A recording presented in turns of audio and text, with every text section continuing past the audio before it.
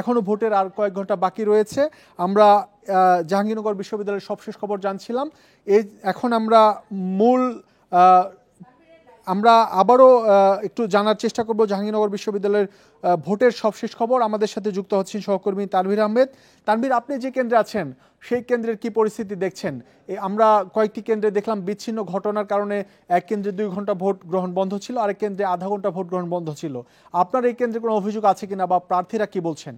জি, আমি কিছুক্ষণ আগে ছিলাম মাওলানা ভাসানী হলে এবং সেখানে স্বাভাবিক ভোট গ্রহণের যে কার্যক্রম সেই কার্যক্রম কিন্তু চলমান ছিল এবং এখন আমি অবস্থান করছি নির্বাচন কমিশন যে কার্যালয় আছে অর্থাৎ নির্বাচন কমিশন অফিস সেখানে।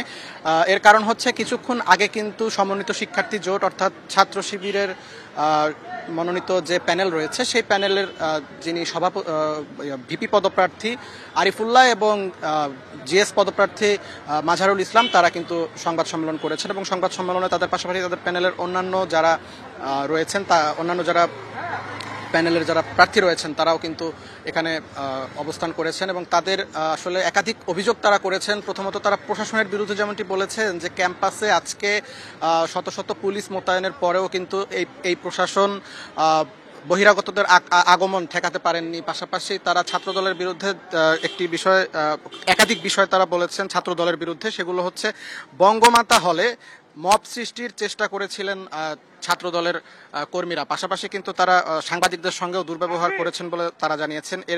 এরপরে আসলে প্রশাসনের বিষয়ে তারা একাধিক অভিযোগ জানিয়েছেন এবং আরেকটি বিষয় তারা যেটি উল্লেখ করেছেন যে রবীন্দ্রনাথ হলে ঢুকে ছাত্রদলের যিনি সহসভাপতি রয়েছেন তার ছাত্রত্বের মেয়াদ শেষ হওয়ার পরেও তিনি সেখানে অবস্থান করেছেন এবং তিনি কিন্তু ভোট বানচালের চেষ্টা করেছেন। আরেকটি বিষয় তারা উল্লেখ করেছেন যে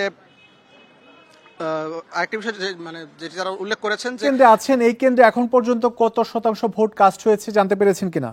আসলে এখানে প্রায় 1 থেকে 1.5 ঘন্টার মতো বৃষ্টি হয়েছিল এবং এই বৃষ্টির কারণে কিন্তু ভোট গ্রহণে কিছুটা ব্যাঘাত সৃষ্টি হয়। পাশাপাশি শিক্ষার্থীদের আগমন অনেকটাই ব্যাহত হয়, কিন্তু বৃষ্টি যখন কমে যায় পাশাপাশি মধ্যাহ্নভোজের যে বিরতি ছিল এই বিরতির পর থেকে কিন্তু প্রচুর শিক্ষার্থী তাদের নিজ নিজ কেন্দ্রে ভোট দেওয়ার জন্য আসেন এবং শেষ খবর পাওয়া পর্যন্ত আমি যতটুকু জানতে পেরেছি মাওলানা ভাসানী হলে কিন্তু 60% অধিক ভোট কিন্তু গণনা সম্পন্ন হয়েছে।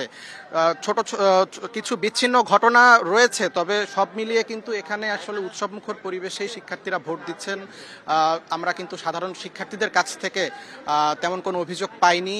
ছোটখাটো কিছু অভিযোগ ছিল অব্যবস্থাপনা নিয়ে ভোট গ্রহণের সময়। তানভীর, আপনি সংবাদ সংগ্রহ করতে থাকুন, আবারও ফিরবো আপনার কাছে।